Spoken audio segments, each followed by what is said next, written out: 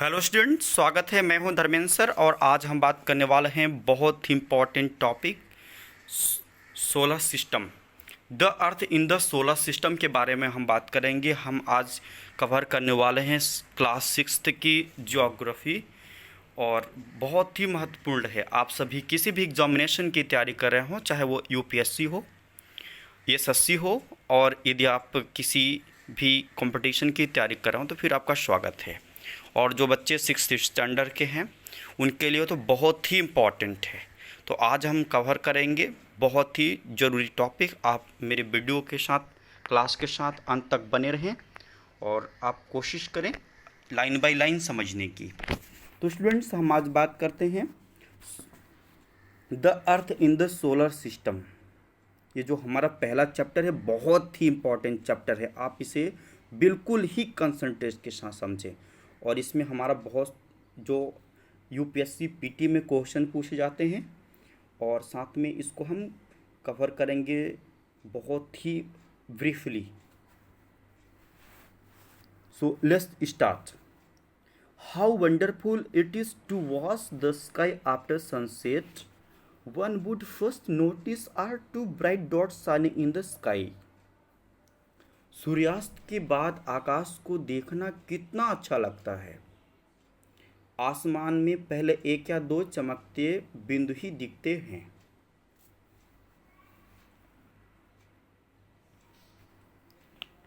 Soon you would see the number increasing. You cannot count them anymore. लेकिन बाद में इनकी संख्या बढ़ती जाती है, आप उनकी गणना नहीं कर सकते। ठीक है, क्योंकि धीरे धीरे करके ये बढ़ते जाते हैं और उनको काउंट करना पॉसिबल नहीं है। इसको हम काउंट नहीं कर सकते हैं। The whole sky is filled with tiny shining objects. Some are bright, other dim. It seems as if the sky is studded with diamonds.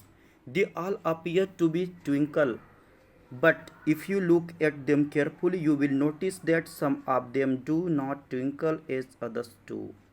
They simply glow without any flicker, just as the moon shines. संपूर्ण आकाश छोटी छोटी चमकदार वस्तुओं से भर जाता है, जिनमें से कुछ चमकीले हैं एवं कुछ धुंधले होते हैं। ऐसा प्रतीत होता है मानो आकाश में हीरे जड़े हों, डायमंड्स हों आकाश में। इनमें से कुछ टिमटिमाते प्रतीत होते हैं, लेकिन आप उनको ध्यान से देखेंगे तो पाएंगे कि इनमें से कुछ की टिमटिमाहट आने से अलग है। ये बिना किसी टिमटिमाहट के चंद्रमा के समान दिखते हैं। They simply glow without any flicker, just as the moon shines. क्योंकि ये जब चमकते हुए बिना टिमटिमाते हुए तो हमें चंद्रमा जैसा प्रतीत होता है। Along with this bright object, you may also see the moon on most of the days. इन चमकीली वस्तुओं के साथ आप लगभग प्रतिदिन चंद्रमा को भी देखते हैं। It may, however, appear at different times, in different shapes and different position. यह अलग अलग समय पर अलग आकार का अलग स्थितियों में दिखाई पड़ता है। ठीक है, क्योंकि चंद्रमा हमारी अलग अलग टाइम पे अलग अलग फॉर्म में हमें दिखाई देती है। तो इस प्रकार से हम जानेंगे कि अलग अलग समय पर अलग अलग आकार का अलग अलग स्थितियों में अलग अलग कंडीशन में दिखाई पड़ता है। You can see the full moon only one in about a month's time. What? You can see the full moon only once in about a month's time. आप पूर्ण चंद्र को या पूरे चंद्रमा को लगभग एक महीने में एक बार देख सकते हैं। ठीक है, आप एक पूर्ण चंद्रमा को जो पूरी तरह से हमें अपने शेप में दिखाई देती है, इसको हम एक महीने में एक बार ही देख सकते हैं।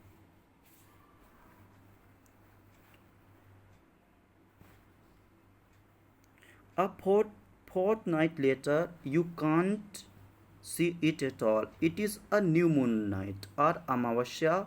On this day, you can watch the night sky. Best provided is a clear night. Okay, तो हम इसको समझेंगे। यह पूर्ण चंद्रमा वाली रात या पूर्णिमा होती है, ठीक है। It is full moon night और पूर्णिमा। 15 दिन के बाद आप इसे नहीं देख सकते हैं। यह नए चंद्रमा की रात या अमावस्या होती है, ठीक है। ऐसी रात में अगर आसमान साफ है तो आप आसमान की अवलोकन अच्छी तरह से कर सकते हैं, ठीक है। आगे हम देखेंगे।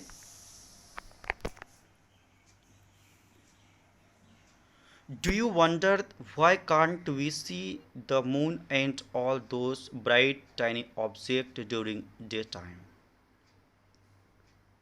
क्या आपको इस बात पर आश्चर्य नहीं होता है कि हम दिन के समय चंद्रमा एवं इन सभी छोटी चमकीली वस्तुओं को क्यों नहीं देख पाते? क्योंकि सभी के मन में क्वेश्चन ऐसा होता है, ठीक है। It is because the very bright light of the sun does not allow us to see all these bright objects of the night sky. ऐसा इसलिए है क्योंकि सूर्य के अत्यधिक तेज प्रकाश के कारण रात के समय चमकने वाली वस्तुओं को हम दिन में नहीं देख पाते हैं, ठीक है। क्योंकि सन की इतनी लाइट होती है, इतना ब्राइट होता है सन कि हमको दिखाई नहीं पड़ती है, ठीक है। The sun, the moon and all those object shining in the sky are called celestial bodies. तो सन और मून वे सभी वस्तुएं जो रात के समय आसमान में चमकती हैं उसे हम सेलेस्टियल बॉडीज कहते हैं। मीन्स सेलेस्टियल बॉडीज मीन्स होता है खगोलीय पिंड, ठीक है। Some celestial bodies are very big and hot. कुछ खगोलीय पिंड बड़े आकार वाले तथा गर्म होते हैं। They are made up of gases. ये गैसों से बने होते हैं। They are have their own heat and light. इनके पास अपनी खुद की ऊष्मा तथा प्रकाश होता है। इनके पास इनका स्वयं का ऊष्मा तथा प्रकाश होता है। which they emit in large amount. These celestial bodies are called stars. The sun is a star. जिसे वे बहुत बड़ी मात्रा में उत्सर्जित करते हैं, जिसे वे बहुत बड़ी मात्रा में उत्सर्जित करते हैं। which they emit in large amount. इन खगोलीय पिंडों को तारा कहते हैं। These celestial bodies are called stars. In celestial bodies को हम stars कहते हैं। The sun is a star. सूर्य भी एक तारा है। आइए देखते हैं इसमें कुछ हमें सीखने को दिया गया है। क्या कह रहा है इसको हम थोड़ा सा देखेंगे। Let's do. तो you all need one torch, one sheet of plain paper, pencil and a needle. तो आपको आवश्यकता होगी एक टार्च, एक सादा कागज, पेंसिल तथा एक सुई की, ठीक है। तो हम फर्स्ट स्टेप की बात करेंगे। Place the torch in the centre of the paper with it glass front touching the paper. कागज की मध्य में टार्च को इस प्रकार रखें कि उसका जो ग्लास हो कागज से बिल्कुल सटा रहे, ठीक है। दूसरा है now draw a circle around the torch. अब टार्च के कांच के चारों ओर एक सर्किल बनाएं, मतलब वृत्त खींचें। अब टार्च के कांच के चारों ओर एक वृत्त खींचें। तीसरा इंस्ट्रक्शन क्या कहता है? Perforate the paper with the needle with in the circle area. कागज पर वृत्त के क्षेत्र में सुई से छोटे छोटे छेद कर लें, ठीक है। जो कागज का जो सर्किल हम बनाए रहेंगे उसमें हम थोड़ा थोड़ा छेद कर देंगे उसमें, ठीक है। नेक्स्ट है Now place the perforated circle part of the paper on the glass front and wrap the paper around the torch with a rubber band. अब कागज के छिद्रित वृत्त भाग को कांच के सामने की तरफ रखें तथा टॉर्च के चारों ओर पेपर को लपेटकर रबर बैंड लगा दें. Take care that the switch of the torch is not covered. Care रखें कि जो टॉर्च की स्विच कागज़ के बाहर रहे. ठीक है, टॉर्च की जो स्विच होगी उसको हम कागज़ के बाहर रखेंगे. 6th स्टेप है, in a dark room stand at some distance facing a plain wall. अंधेरे कमरे में एक सादी दीवार की ओर मुंह करके इस टॉर्च को लेकर कुछ दूरी पर खड़े हो जाएं. Stand at some distance facing a plain wall. Switch off all other lights. दूसरी सभी लाइट को बुझा दें, बंद कर दें. Now flash the torch light on the wall. You will see numbers dots of light on the wall like stars shine in the night. अब torch को रोशनी की दीवार पर डालें. आप वॉल पर प्रकाश के अनेक छोटे छोटे बिंदुओं को देखेंगे, बिल्कुल वैसे ही जैसे नाइट के समय में स्काई में स्टार्स चमकते हैं.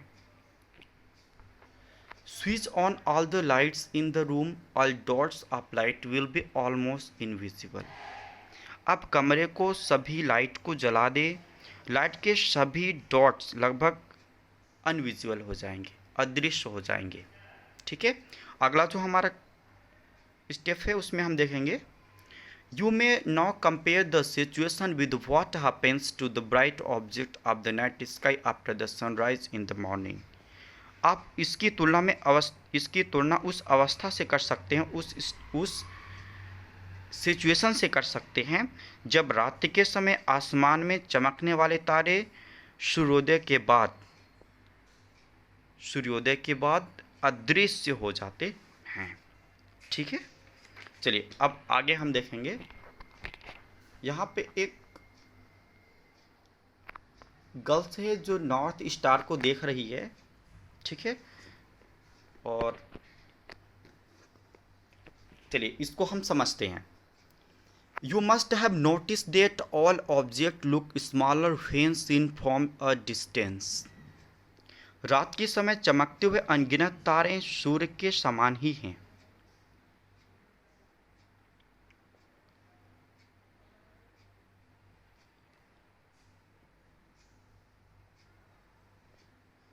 How small an aeroplane looks when it is flying at a great height.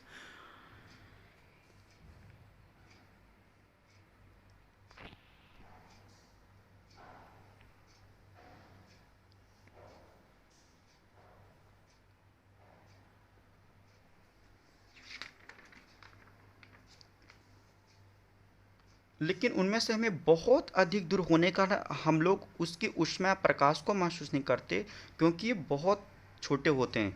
आपने अवश्य ध्यान दिया होगा, you must have notice that, कुछ दूरी से देखने पर सभी वस्तुएं छोटी दिखाई पड़ती हैं. You must have notice that all object look smaller when see from a distance.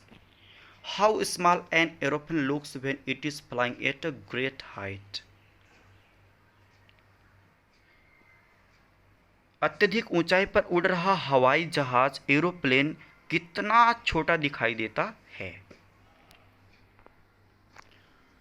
While watching the night sky, you may notice various patterns formed by different group of stars.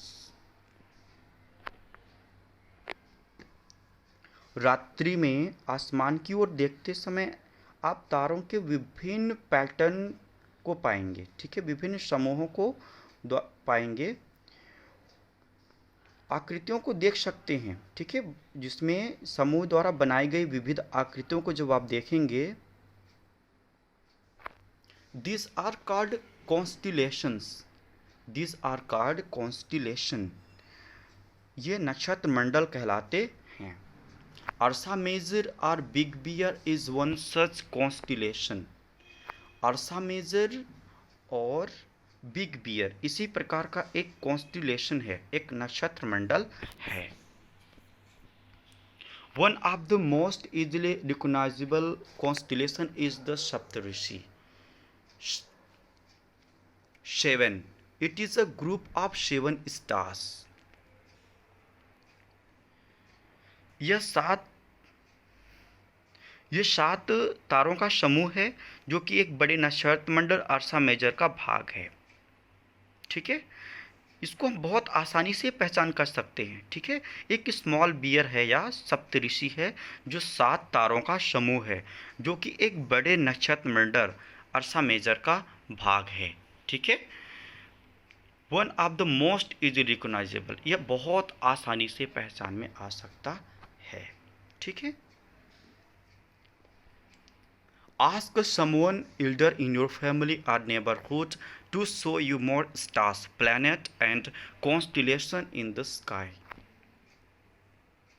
अपने परिवार या पड़ोस में किसी बड़े व्यक्ति से कहिए कि वह आपको स्काई में और अधिक तारों, ग्रहों और नक्षत्र मंडलों को दिखाएं। इन एंशियंट टाइम्स, प्राचीन समय में, people used to determine direction during the night with the help of stars। लोग रात्रि में दिशा का निर्धारण तारों की सहायता से करते थे। क्या है, प्राचीन काल में जब लोग रात्रि में यात्रा करते थे उस दौरान वो सभी रात्रि में जो तारे होती हैं उसको देख करके अपनी दिशा को निर्धारण करते हैं। तो उसमें तारों की बहुत बड़ी भूमिका हुआ करती थी जो लोग उसी को देख करके अपनी सही दिशा की ओर जाया करते हैं। The north star indicates the north direction. उत्तरी तारा उत्तर दिशा को बताता है। जो नॉर्थ स्टार है वो नॉर्थ डायरेक्शन को बताता है। It is also called a pole star. It is also called a pole star. इसे ध्रुव तारा भी कहा जाता है, इसे हम पोल स्टार भी कहते हैं। It always remains in the same position in the sky. यह आसमान में हमेशा एक ही स्थान पर रहता है। We can locate the position of the pole star with the help of Saptarishi. हम सप्तऋषि की हेल्प से पोल स्टार की स्थिति को जान सकते हैं। ठीक है, हम सप्तऋषि की मदद से ध्रुव तारे की स्थिति को जान सकते हैं। Look at the figure 1.1. You will notice that an imaginary line is drawn joining the pointer star and extend further. It will point to this pole star. चित्र 1.1 में आप देखेंगे कि सप्तऋषि मंडल के संकेतित तारों को आपस में मिलाते हुए एक काल्पनिक रेखा खींची जाए एवं उसे आगे की ओर बढ़ाया जाए। यह ध्रुव तारे की ओर इंगित करता है। ठीक है, तो ये जो गर्ल्स खड़ी हुई है इसका जो फेसिंग है वो नॉर्थ की तरह है। इसे हम एक इमेजिनरी लाइन बना करके ये देखें नॉर्थ में, तो उस तरह से वो इंगित करेगा, ध्रुव तारे की ओर दिखाई देगा। ठीक है, इस प्रकार से हम इसको देख सकते हैं। Some celestial bodies do not have their own heat and light. कुछ खगोलीय पिंड में अपना प्रकाश एवं ऊष्मा नहीं होती है। जो कुछ सेलेस्टियल बॉडीज होती हैं उनका खुद का लाइट और हीट नहीं होता है। They are lit by the light of the stars. वे स्टार्स के लाइट से प्रकाशित होते हैं। ये जो स्टार्स की लाइट होती है उससे ये प्रकाशित होते हैं। सच बॉडीज आर कॉल्ड प्लैनेट्स। ऐसे पिंड ग्रह कहलाते हैं। ऐसे जो पिंड होती हैं, बॉडीज होती हैं, वो प्लैनेट्स कहलाती हैं। The word planets comes from the Greek word Plantae. ग्रह जिसे अंग्रेजी में प्लैनेट कहते हैं, ग्रह को अंग्रेजी में हम क्या कहते हैं, प्लेनेट कहते हैं। ग्रीक भाषा के प्लेटाई शब्द से बना है। ठीक है, यह ग्रीक भाषा के प्लेनेटाई शब्द से बना है जिसका अर्थ होता है परिभ्रमिक, अर्थात चारों ओर घूमने वाला। ठीक है, which means wondrous. The earth on which we live is a planet. The earth on which we live is a planet. पृथ्वी जिस पर हम रहते हैं एक प्लैनेट है, ठीक है। जिस पृथ्वी पे हम रहते हैं वह खुद ही एक प्लैनेट है। It gets all its heat and light from the sun. यह अपना संपूर्ण लाइट और हीट सूर्य से प्राप्त करती है, ठीक है। पृथ्वी जो अपना लाइट और हीट होती है वो सन से प्राप्त करती है। Which is our nearest star if we look at the earth from a great distance?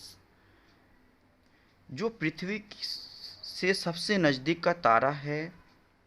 पृथ्वी बहुत अधिक दूरी से जैसे चंद्रमा देखने पर यह चंद्रमा की तरह चमकती हुई प्रतीत होती है, ठीक है।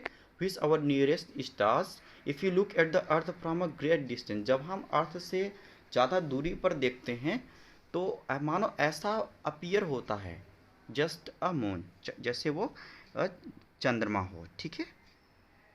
यह चंद्रमा की तरह चमकती हुई प्रतीत होगी, ठीक है। अब यहाँ पे हम देखेंगे कुछ interested fact. Jupiter, Saturn and Uranus have rings around them. बृहस्पति, शनि तथा यूरेनस के चारों ओर रिंग्स हैं। These are builds of small debris. ये जो रिंग्स हैं विभिन्न पदार्थों के असंख्य छोटे छोटे पिंडों से पट्टियाँ हैं। This rings may be seen from the earth with the help of power telescope. इन शक्तिशाली रिंग्स को हम दूरबीन की सहायता से देखा जा सकता है। इसको हम दूरबीन की मदद से देख सकते हैं, ठीक है। तो जो जुपिटर, सैटर्न और यूरेनस है इसके पास क्या है, एक रिंग्स हैं, ठीक है। चलिए अगला जो हमारा कॉन्सेप्ट है उसमें हम बात करेंगे solar system. Okay, so first of all we understand what is solar system, और सोलर सिस्टम क्या है उसके बारे में हम जानेंगे, ठीक है। तो the solar system, the sun, 8 planets, satellites and some other celestial bodies known as asteroids and meteoroids.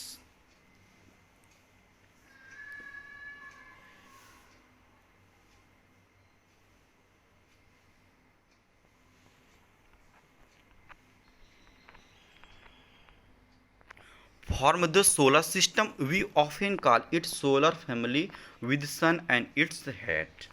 सूर्य 8 ग्रह, उपग्रह तथा कुछ सेलेस्टियल बॉडीज, ठीक है, जैसे क्षुद्रग्रह को हम इंग्लिश में कहते हैं एस्टेरॉइड्स, और उल्कापिंड को मेटेरॉइड्स कहते हैं, ठीक है।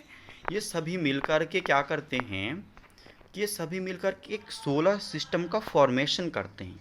एक सोलर सिस्टम का निर्माण करते हैं, सौरमंडल का निर्माण करते हैं। उसे हम सौर परिवार का नाम देते हैं जिसका हेड होता है सन, ठीक है।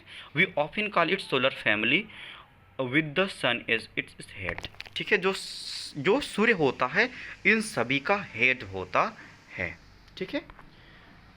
द सन, अब हम सूर्य के बारे में बात करेंगे तो यहाँ पे हम समझेंगे सन के बारे में।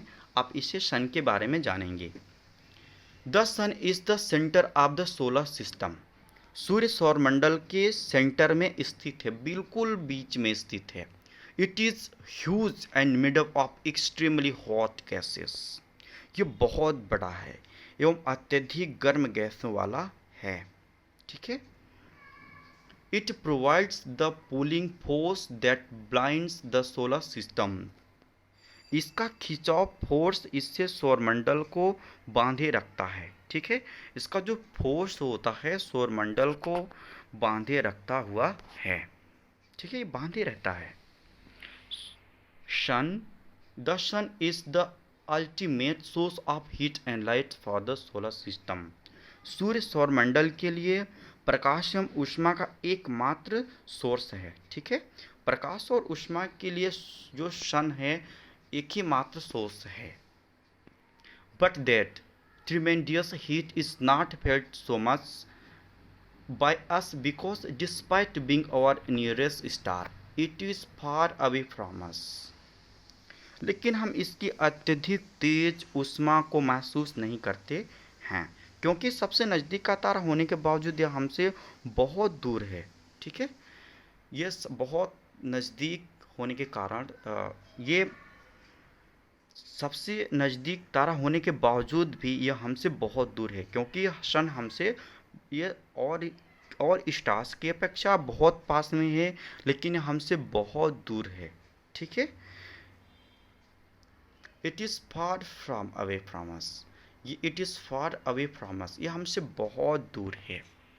The sun is about 150 million kilometre away from the sun, सूर्य पृथ्वी से लगभग 15 crore 150 millions kilometre away from the sun, यह 15 करोड़ किलोमीटर दूर है। ठीक है, 150 मिलियन किलोमीटर दूर है पृथ्वी से। ठीक है, अब हम बात करेंगे प्लैनेट्स को, और प्लैनेट्स को समझेंगे। तो planets, these are 8 planets in our solar system, हमारे सौरमंडल में 8 प्लैनेट्स हैं। प्लैनेट्स मीन्स ग्रह होता है। तो हमारे हमारे जो सोलर सिस्टम है उसमें 8 प्लैनेट्स हैं। In order of their distance from the sun, सूर्य से दूरी के अनुसार, these are Mercury, Venus, Earth, Mars, Jupiter, Saturn, Uranus and Neptune. ठीक है, याद रखेंगे वे कौन कौन से प्लेनेट हैं। तो mercury, Venus, Earth, Mars, Jupiter, Saturn, Uranus and Neptune. तो ये वे हैं बुध, शुक्र, पृथ्वी, मंगल, बृहस्पति, शनि, यूरेनस तथा Neptune. An easy way to memorize the name of the planet in order of their distance from the sun. सूर्य से उनकी दूरी के अनुसार अंग्रेजी में ग्रहों का नाम याद रखने का आसान जो तरीका है, इजी वे है, वो क्या है? माई very efficient mother just served us nuts. ठीक है, तो माई से हो जाएगा माई स्टैंड फॉर मरकरी, यम यम से आपका मरकरी हो जाएगा, वी से वीनस, ई से अर्थ, यम से मार्स और जस्ट से जुपिटर और सर्वेट से सैटर्न और अस से यूरेनस एंड नट्स से नेपच्यून। ठीक है, इसको आप याद रखेंगे, यम भी E M J S U V. ठीक है, यम V E M J S U N. ठीक है, इस तरह से आप याद रखेंगे। ठीक है, यहाँ पे कुछ फैक्ट दिए हैं उसको हम समझते हैं। डू यू नो, क्या आप जानते हैं, sol in Roman mythology is the sun god. पुराने समय में रोमन कहानियों में सोल सूर्य देवता को कहा जाता है। ठीक है, प्राचीन समय में जो सोल होता था उसको सूर्य देवता को कहा जाता था, सन गॉड को कहा जाता था। Solar means related to the sun. सौर शब्द का अर्थ है सूर्य से संबंधित। ठीक है, सौर शब्द का मीन्स क्या है? सूर्य से संबंधित। The family of the sun is therefore called the solar system. इसलिए सूर्य के परिवार को सोलर सिस्टम कहा जाता है, सौरमंडल कहा जाता है। Write down as many words using the word solar on your as you can. सौर शब्द का उपयोग करते हुए आप अधिक शब्दों को लिखें। ठीक है, अगला हमारा है वर्ड ओरिजिन। इसमें हम देखेंगे कि जो वर्ड ओरिजिन हुआ है वो किस प्रकार से ओरिजिन हुआ है। ठीक है, तो वर्ड ओरिजिन के बारे में देखेंगे। Many words used in the language may have been taken from some other language. तो ऐसे बहुत से शब्द जिनका उपयोग हम एक भाषा में करते हैं, ठीक है, जिनका उपयोग हम एक भाषा में करते हैं, अक्सर वे दूसरी भाषाओं से लिए गए शब्द हो सकते हैं। ठीक है, जैसे अब बहुत सारे शब्द ऐसे हैं जो हम यूज़ करते हैं तो वो दूसरी भाषाओं से लिए गए हुए शब्द हो सकते हैं। Geography, geography for example is an English word,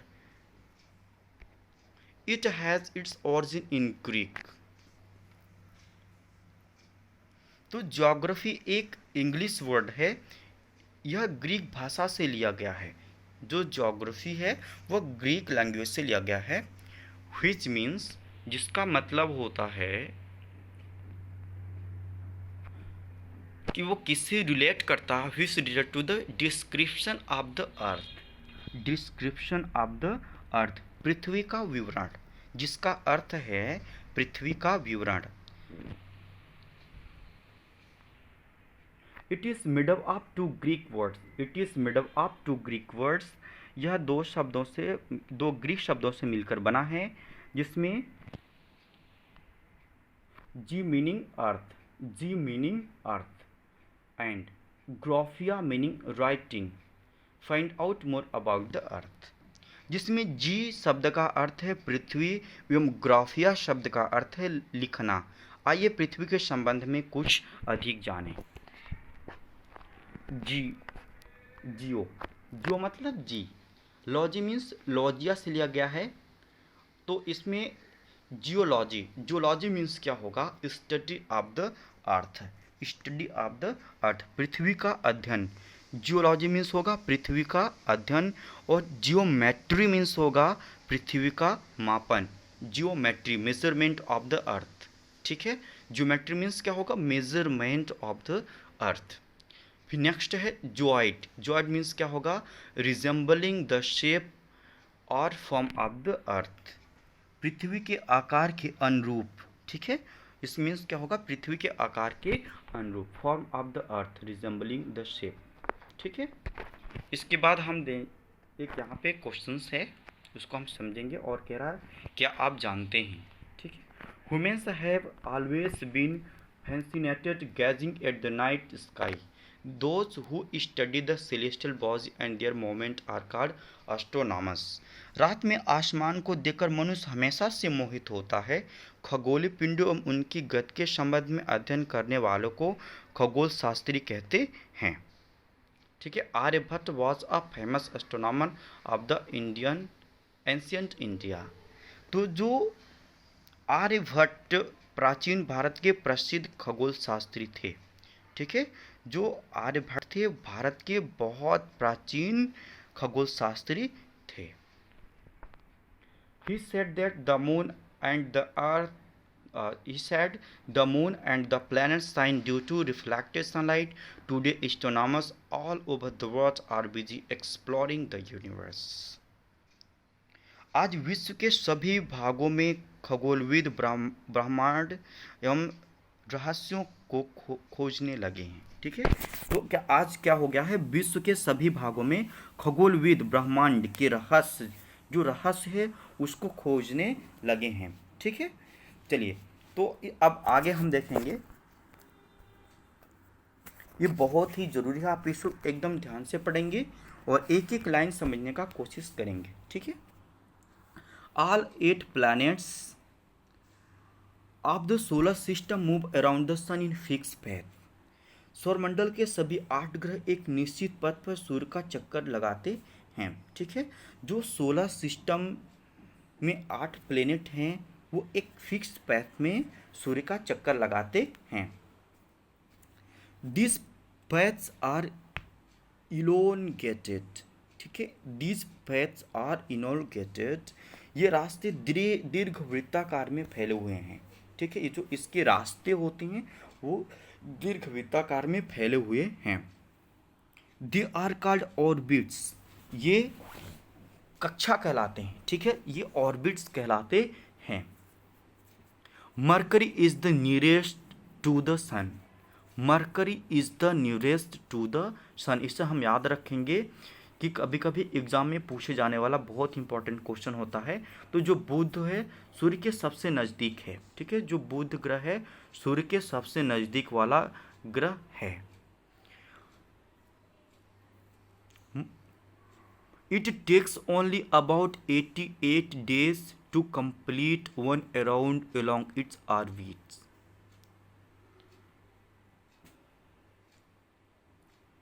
अपनी कक्षा में सूर्य के चारों ओर एक चक्कर लगाने में इसे केवल 88 दिन लगते हैं। ठीक है, इसको एक चक्कर लगाने में कितने दिन लगते हैं याद रखेंगे, 88 डेज लगते हैं। Venus is considered as Earth twin because its size and shape are very much similar to that of the Earth. सूर्य को पृथ्वी का जुड़वा ग्रह माना जाता है। क्या मैंने कहा? सूर्य को पृथ्वी का जुड़वा ग्रह माना जाता है क्योंकि इसका आकार एक आकृति लगभग पृथ्वी के ही समान है। ठीक है, इसका जो शेप है वो कैसा है, similar to that of the earth. Till recently August 2006 Pluto was also considered as a planet. अभी तक प्लूटो को एक ग्रह माना जाता था, परंतु अंतर्राष्ट्रीय खगोलीय संगठन के अनुसार अगस्त 2006 में निर्णय लिया गया कि कुछ समय पहले खोजे गए अन्य पिंड तथा प्लूटो बौने ग्रह कहे जा सकते हैं। ठीक है, तो however in meeting of the International Astronomy Union a decision was taken that Pluto like other set bodies discovered in recent past may be called dwarf planets. ठीक है, इस प्रकार से क्या हुआ कि जो प्लूटो एक ग्रह हुआ करता था, परंतु जब अंतर्राष्ट्रीय खगोलीय संगठन में बैठक हुआ तो 2006 में यह निर्णय लिया गया कि कुछ समय पहले खोजे गए अन्य खगोलीय पिंड, ठीक है, 2003 UB 313 में सीरस तथा प्लूटो जो हैं उनको हम ड्वार्फ प्लैनेट कहे जाते हैं। ठीक है, ये बौने ग्रह कहे जाते हैं। ओके स्टूडेंट्स, अब हम डिस्कस करेंगे अर्थ के बारे में जो बहुत ही इम्पॉर्टेंट है। ठीक है, इसको हम समझेंगे अर्थ के बारे में। The earth is the third nearest planet to the sun in size. It is the fifth largest planet. सूर्य से दूरी के हिसाब से पृथ्वी तीसरा ग्रह है। साइज में यह पांचवा सबसे बड़ा ग्रह है। ध्यान रखेंगे, जो अर्थ है साइज में सबसे बड़ा पांचवा ग्रह है। It is slightly flattened at the poles, that is why its shape is described as a geoid. Geoid means an earth like shaped. यह ध्रुवों के पास थोड़ी चपटी है, यह थोड़ी सी फ्लैटेंड है। यही कारण है कि पृथ्वी आकार को भू आप कहा जाता है, जियोइड कहा जाता है। जियोइड का अर्थ है पृथ्वी के समान आकार। ठीक है, जियोइड मीन्स क्या होता है, an earth like shape.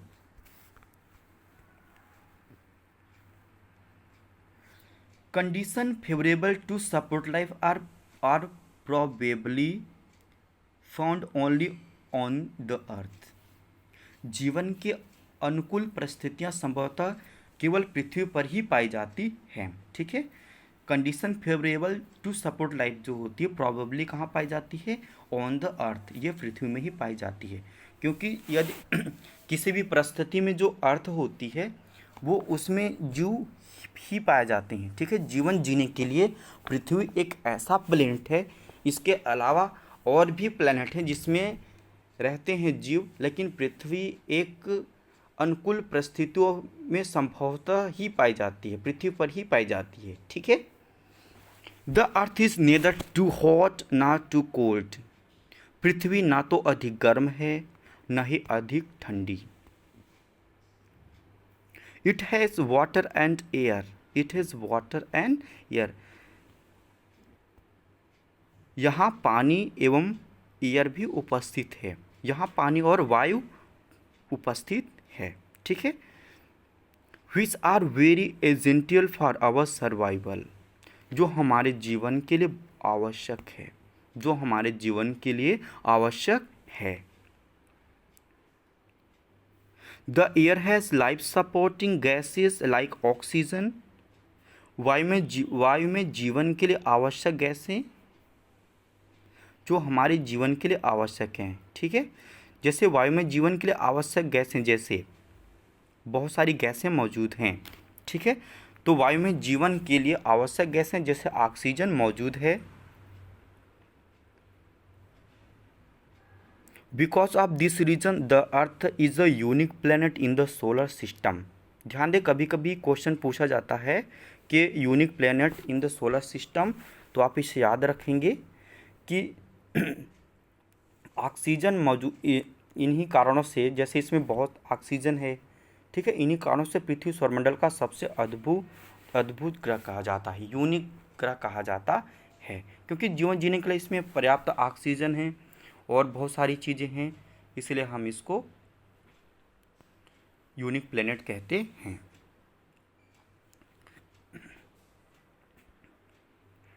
From the outer space the earth appears blue because it 2/3 surface is covered by water, it is therefore called a blue planet. अंतरिक्ष से देखने पर पृथ्वी नीले रंग की दिखाई पड़ती है क्योंकि इसकी 2/3 सतह पानी से ढकी हुई है। हमारी जो पृथ्वी है ये 2/3 सरफेस जो कवर है इसका वाटर से कवर हुई है, इसलिए वे हमें ब्लू प्लेनेट भी कहा जाता है, इसलिए उसको हम क्या कहते हैं, ब्लू प्लेनेट कहते हैं। ठीक है, अब यहाँ पे हम देखेंगे डू यू नो, क्या आप जानते हैं, light travels at the speed of about 3 lakh kilometre पर second, yet even with this speed the light of the sun takes about 8 minutes to reach the earth। प्रकाश की गति लगभग 3 लाख किलोमीटर प्रति सेकंड है। इस गति के बावजूद सूर्य के प्रकाश को पृथ्वी तक पहुंचने में लगभग 8 मिनट का समय लगता है। तो ध्यान दें, जो सूर्य इतनी स्पीड होने के कारण लाइट की, फिर भी हमें सूर्य का प्रकाश पृथ्वी तक पहुंचने में कितने मिनट लगते हैं, लगभग 8 मिनट लगते हैं। ठीक है, अब इसके बाद हम स्टडी करेंगे about the moon. The moon, our earth has only one satellite, हमारी पृथ्वी के पास केवल एक उपग्रह है moon, that is the moon. ठीक है, उस केवल मून ही है। Its diameter is only 1/4 that of the earth, इसका व्यास पृथ्वी के व्यास का केवल 1/4 है। It appears so big because it is nearer to our planet that other celestial bodies. It appears so big, it appears so big, यह इतना बड़ा इसलिए प्रतीत होता है क्योंकि यह हमारे ग्रह से अन्य खगोलीय पिंडों की अपेक्षा नज़दीक है। ठीक है, यह हमारे ग्रह से, हमारे प्लेनेट से अन्य सेलेस्टियल बॉडीज़ की अपेक्षा यह हमारे नज़दीक है। इट इज़ अबाउट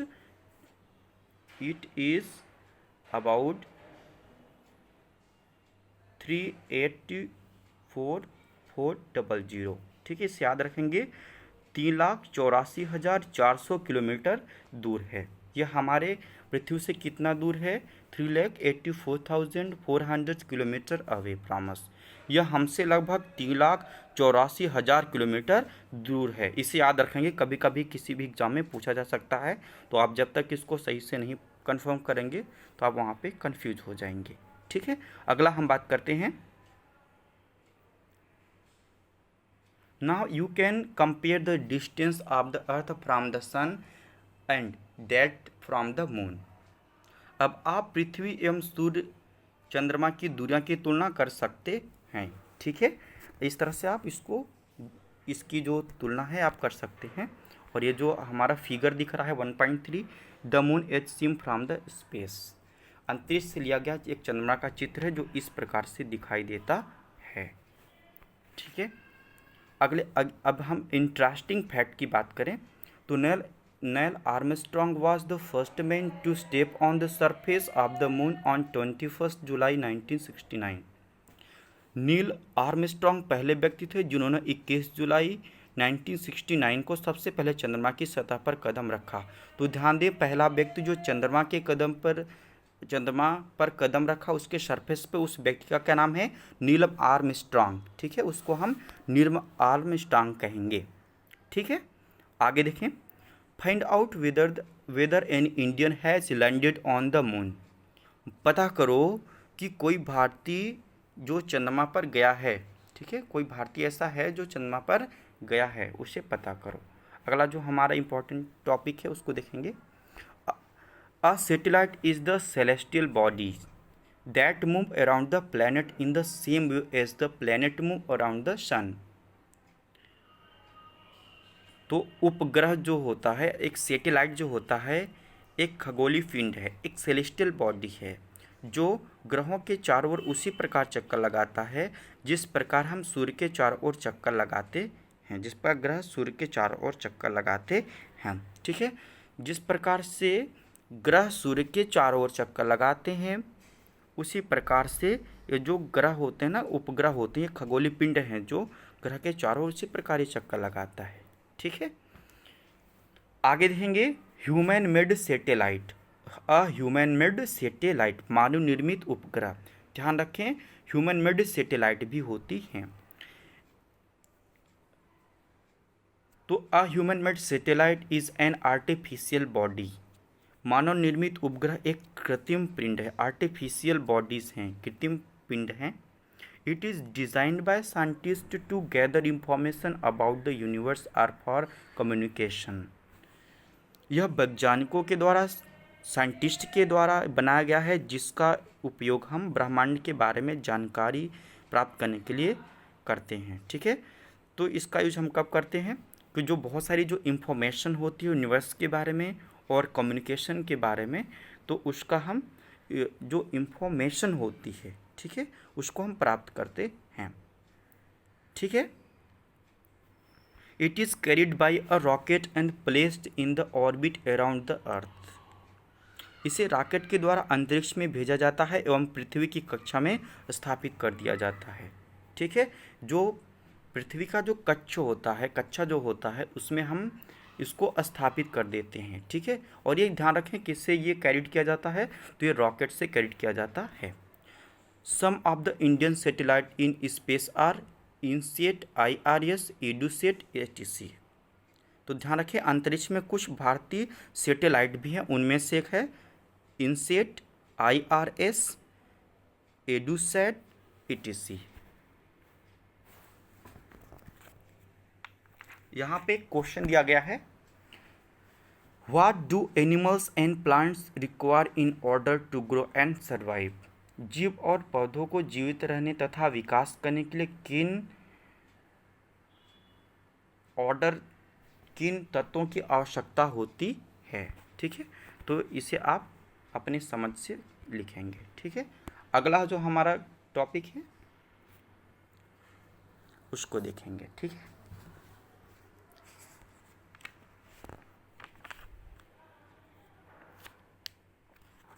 चलिए स्टूडेंट्स, अब हम अध्ययन करेंगे एस्टेरॉइड की। ठीक है, जानेंगे कि एस्टेरॉइड क्या है। एस्टेरॉइड का मीन्स होता है क्षुद्र ग्रह। अपार्ट फ्रॉम द स्टार्स, तारों के उपग्रहों के अतिरिक्त, प्लैनेट एंड सैटेलाइट्स, तारों, ग्रहों एवं उपग्रहों के अतिरिक्त, there are numerous tiny bodies which also move around the sun. असंख्य छोटे पिंड भी सूर्य के चारों ओर चक्कर लगाते हैं। Which this bodies are called asteroids. इन सभी ये जो बॉडीज होती हैं वो क्या कहलाती हैं, एस्टेरॉइड कहलाती हैं। ठीक है, इन पिंडों को हम क्या कहते हैं, क्षुद्र ग्रह कहते हैं, एस्टेरॉइड कहते हैं। They are found between the orbit of Mars and Jupiter. Scientists are of the view that asteroids are parts of a planet which exploded many years back. ये मंगल और बृहस्पति की कक्षाओं के बीच पाए जाते हैं। ध्यान रखें, जो एस्टेरॉइड होती है कहाँ पाई जाती है, मंगल और बृहस्पति की कक्षाओं के बीच पाई जाती है, मार्स और जुपिटर के ऑर्बिट के बीच में पाई जाती है।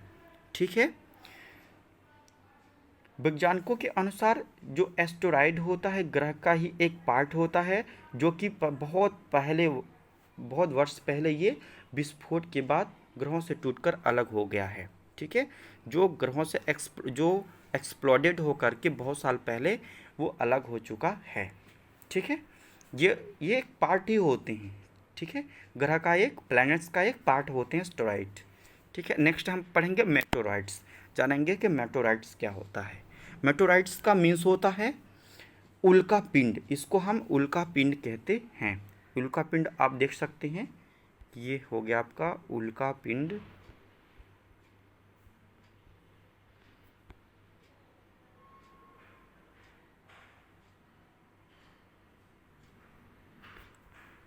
तो देखिए उल्का पिंड क्या होता है।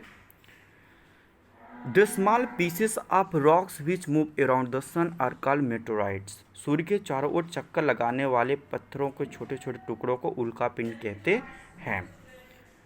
Sometime this meteorites come near the earth and tend to drop upon it.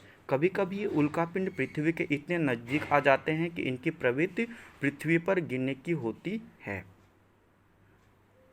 During this process, due to friction with the air, they get heated up and burn. इस प्रक्रिया के दौरान वायु के साथ घर्षण होने के कारण ये गर्म होकर जल पाते हैं। फलस्वरूप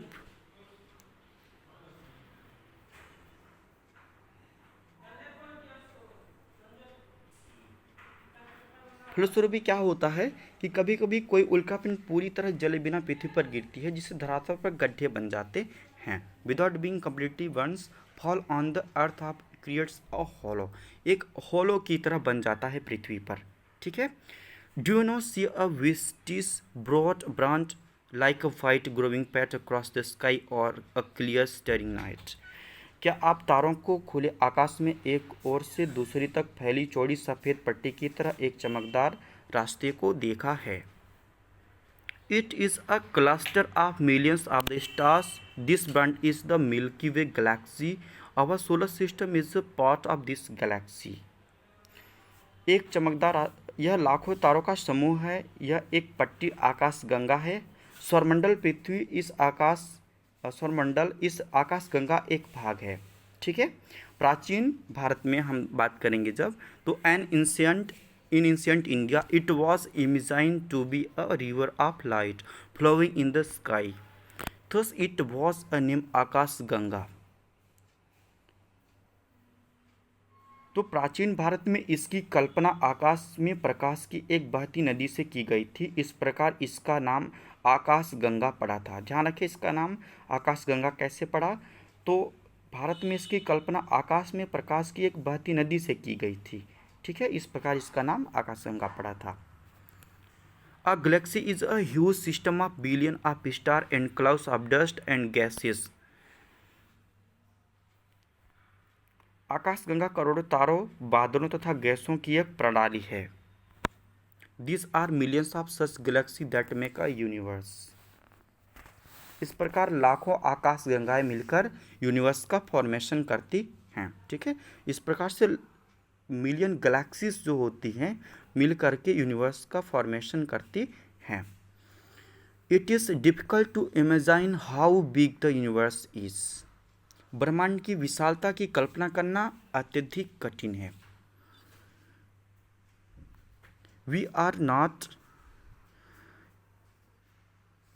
Scientists are still trying to find out more and more about it. We are not certain about its size, but we know that all the Earth and you and I belong to this universe.